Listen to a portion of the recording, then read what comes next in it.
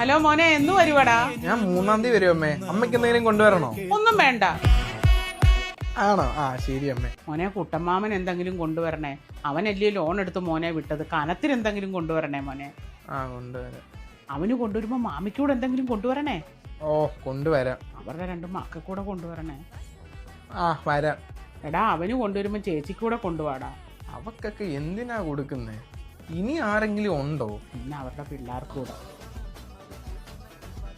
പിന്നെ മോനെ കൊണ്ടുവിട്ടത് സുധിയല്ലയോടാ, അവനും എന്തെങ്കിലും കൊടുക്കണ്ടായോടാ. ഞങ്ങൾ വണ്ടിയിൽ പോയി പെട്രോൾ അടിച്ച് ചേച്ചിക്ക് എന്തെങ്കിലും കൊടുക്കണം. നിന്റെ കൂട്ടുകാരന് ജോലി കിട്ടിയപ്പോൾ എനിക്ക് 2000 രൂപ വീട്ടിൽ കൊണ്ട് തന്നതാ മോനെ.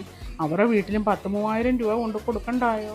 അമ്മേ, ലാലിന്റെ മക്കൂടെ എന്തെങ്കിലും കൊണ്ടുവരട്ടെ. അതിന്റെ ആവശ്യമൊന്നുമില്ല. കാര്യം നിന്റെ കൂട്ടുകാരനൊക്കെ ആയിരിക്കും. അവൻ എന്തുവായിരുന്നു അവിടെ ജോലി? കൊള്ളക്കടത്താണെന്നാ സംശയം. അവൻ മരിച്ചിട്ടും അവന്റെ വീട്ടുകാർ അവൻ അവിടെ ഉള്ള പോലെ ഇപ്പോഴും ജീവിക്കുന്നത്. ഇതിന് മാത്രം കോശം ഇടുന്നു.